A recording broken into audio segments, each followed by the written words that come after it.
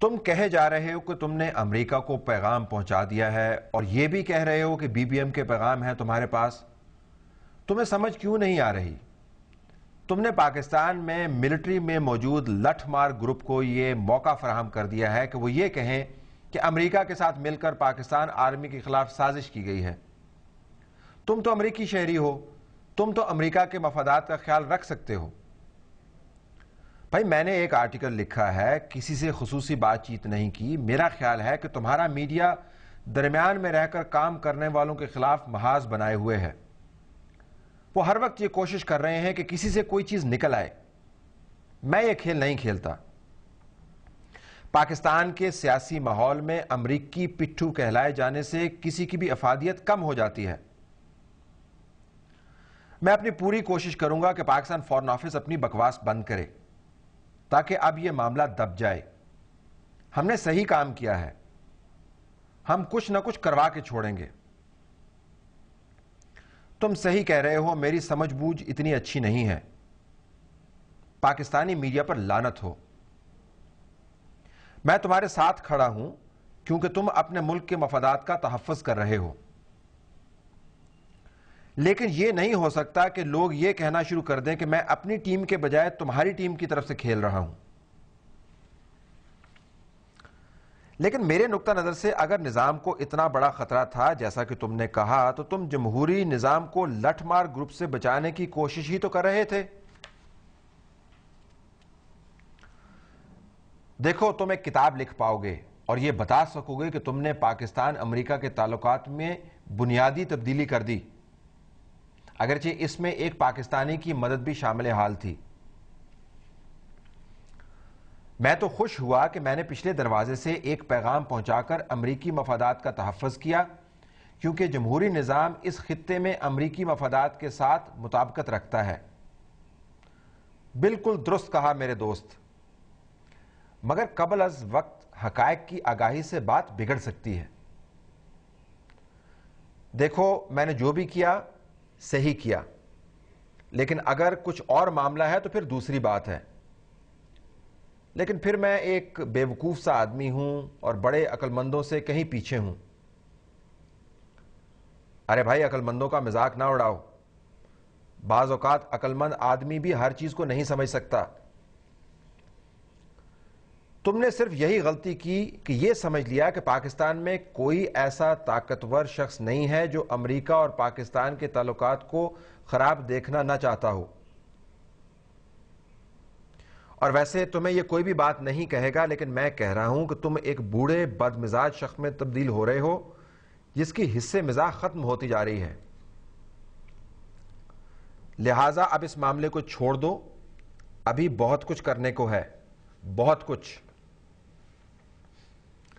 اور پھر وہ سمندر کا خوبصورت ساحل بھی تو ہے جہاں پر تم نے مجھے بلانا ہے. ایک چپڑ کناتیا ارب پتی کے پاس جائے گا. میں ارب پتی نہیں ہوں، لیکن سمندر کے خوبصورت ساحل کے ایک حصے کا مجھے علم ہے. میں بھی چپڑ کناتیا نہیں ہوں، لیکن مجھے ان عقل مند لوگوں سے دوستی بنانا آتا ہے جو تاریخ کا علم رکھتے ہیں. اگر یہی بات ہے تو میرے سے دوستی کیوں بنا رہے ہو؟ ہم ایک بڑی تبدیلی لائیں گے. اگر نہ لا پائے تو ایک کتاب لکھ لیں گے. اور ویسے کس نے کہا کہ میں تمہارے ساتھ دوستی بنا رہا ہوں؟ کچھ لمحے پہلے تو مجھے یہ گمان ہو رہا تھا کہ تم مجھے پھانسی پر لٹکواؤ گے. قسم سے. دیکھو بھائی، اسلام آباد نرا گند ہے. صحافی پاگل ہیں، سیاستدان ملٹری سے ڈرتے ہیں اور ملٹری امریکنوں سے.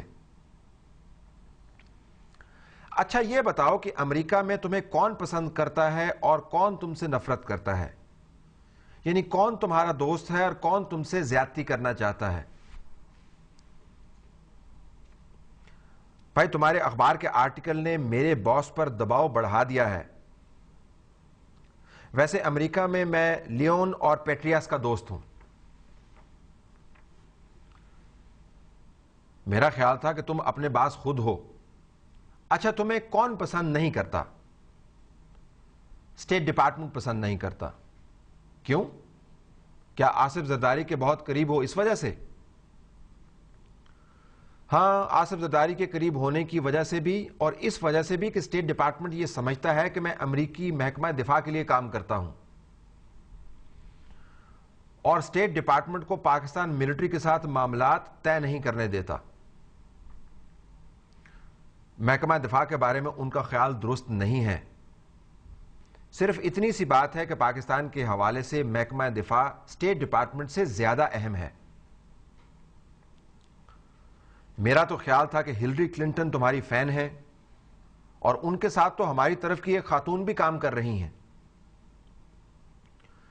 اسٹیٹ ڈپارٹمنٹ کے لوگ تمہارے مشن سے بہت نالاں ہیں، اور جہاں تک ہلری کلنٹن کا تعلق ہے، میں تو ہالبروک مرحوم کا بڑا قریبی دوست تھا، اور وہ ہر اس شخص کو ناپسند کرتی ہے جو ہالبروک کا دوست تھا۔ اور ویسے بھی میرے پاس یہ کاغذات آگے پیچھے کرنے کا وقت نہیں ہوتا، اور اسٹیٹ ڈپارٹمنٹ کو اس کا بڑا شوق ہے۔ یہ تم کس مشن کی بات کر رہے تھے؟ سوڈان؟ کشمیر؟ میں نے تو بہت سے ایسے کام کیے ہیں جس سے اسٹیٹ ڈپارٹمنٹ نالاں ہے۔ میں نے ان کو دکھایا کہ امریکی سفارتکاری کیا ہو سکتی ہے، ان کے سامنے اچھی مثالوں کا ایسا ڈھیر لگا دیا جو اب ان سے ہضم نہیں ہو رہا۔ میں حالیہ مشن کی بات کر رہا ہوں۔ وہ اچھا، سمجھ آ گئی، تم ٹھیک کہہ رہے ہو۔ ویسے اسٹیٹ ڈپارٹمنٹ مجھ سے نفرت تو کرے گا ہی، کیونکہ مجھے ان کے غیر منظم طریقہ کار پر بڑا اعتراض ہے۔ مجھے صحیح طریقے سے علم تو نہیں ہے، لیکن مجھے کوئی حیرانی نہیں ہوگی کہ ہمارے اس مشن سے متعلق پاکستان وزارت خارجہ کا بیان شاید اسٹیٹ ڈپارٹمنٹ کے اشارے پر ہی دیا گیا ہو۔ رابن ریفل گراسمین کے معاون کی حیثیت سے واپس آ گئی ہے، اور تم نے اپنے کشمیر مشن کے ذریعے بھی تو رابن ریفل کو ناراض کر دیا تھا۔ یہ کوئی حیرانی کی بات نہیں ہے، لیکن گراسمین مجھے جانتا ہے، اس کو معلوم ہے کہ میں کتنا سنجیدہ طبیعت کا انسان ہوں۔ رافیل مجھ سے نفرت کرتی ہے، اور کشمیر مشن کی وجہ سے اس نے میری پیٹھ میں چھرا گھونپنے کی کوشش بھی کی، اور اب یہ سب لوگ مجھ سے پاکستان میں لوگوں سے زیادہ نفرت کرتے ہیں، کیونکہ ان کا خیال ہے کہ ہم دونوں نے مل کر یہ نیا مشن کیا ہے۔ حقائق کیا ہیں، یہ لوگ اس سے کوئی سروکار نہیں رکھتے۔ ویسے گراسمین اچھا آدمی ہے، لیکن وہ کسی کو بڑا کام کرتے ہوئے نہیں دیکھ سکتا۔ پرانے خیالات کا آدمی ہے۔ اسی وجہ سے میں تم سے درخواست کر رہا ہوں کہ اب اس معاملے کو چھوڑ دو، تاکہ میرے اوپر سے توجہ ہٹ جائے۔ میرا نہیں خیال کہ تم سے کوئی چیز توجہ ہٹا سکتی ہے۔ میں اسٹیٹ ڈپارٹمنٹ سے معاملات طے کر لوں گا اور پاکستان میں محاذوں پر لڑوں گا۔ یہ سفارتکاری کی معراج ہوگی۔ ہاں، ٹھیک کہہ رہے ہو، لیکن کم از کم مجھے اپنی ٹیم کے ممبر کی حیثیت سے تو نامتعارف کرواؤ۔ کیوں نہیں؟ 3 دنوں میں تو تم ہماری ٹیم کے زبردست کوارٹر بیک کی طرح کھیل رہے تھے۔ میں ان مسائل کو حل کرنا چاہتا ہوں، اور ہر وقت پاکستان میں اندرونی محاذ پر نہیں لڑنا چاہتا۔ انتظار کریں اور دیکھیں کہ ہلری کلنٹن کی سفارتکاری سے چیزوں کا رخ تبدیل ہوتا ہے یا نہیں۔ کیا ہم نے کوئی مسئلہ حل بھی کیا ہے یا صرف نظر کا دھوکہ ہے؟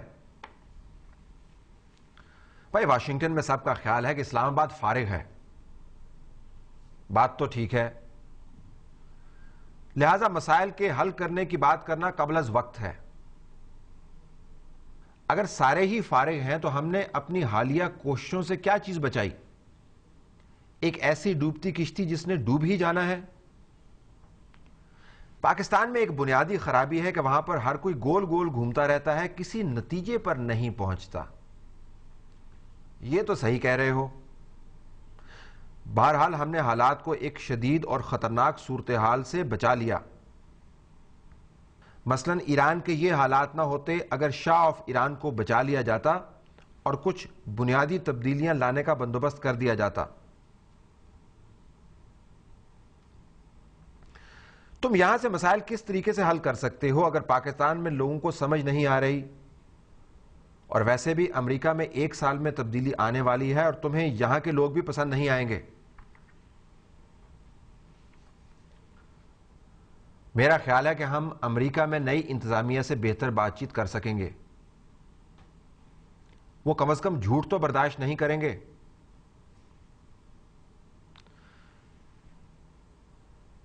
ناظرین، پروگرام ہمارا جاری ہے۔ ہم آپ کو سنوا رہے ہیں منصور اعجاز اور حسین حقانی کے درمیان ہونے والی بات چیت اردو ترجمے کے ساتھ پہلی مرتبہ، اور بھی بہت کچھ بتانے کو ہے بریک کے بعد۔